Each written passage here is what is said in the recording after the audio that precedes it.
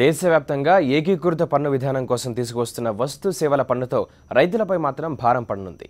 ఎరువులపై ప్రస్తుతం 4 నుంచి 8% మధ్య పన్నులు ఉండగా జీఎస్టీలో ఎరువులపై 12% పన్ను విధించేలా జీఎస్టీ కౌన్సిల్ నిర్ణయించింది. దీంతో ఎరువులు, సూక్ష్మ పోషకాల విక్రయ ధరలు అనివార్యంగా పెరగనున్నాయి. దీనివల్ల సాగు వ్యయం పెరుగుతుందని, ఎరువుల వినియోగంతో సమతుల్యత దెబ్బతింటుందని ఎరువుల కంపెనీలు వాదిస్తున్నాయి. జీఎస్టీలో 12% పన్ను విధించడంతో దేశంలోనే అత్యధికంగా వినియోగమయ్యే యూరియా ధర టన్నుకు ఏకంగా 300 నుంచి 400 వరకు పెరిగే అవకాశం ఉంది. డీఏపీ వంటి ఎరువుల ధరలు కొన్ని రాష్ట్రాల్లో టన్నుకు 3000 నుంచి పెరగనున్నాయి.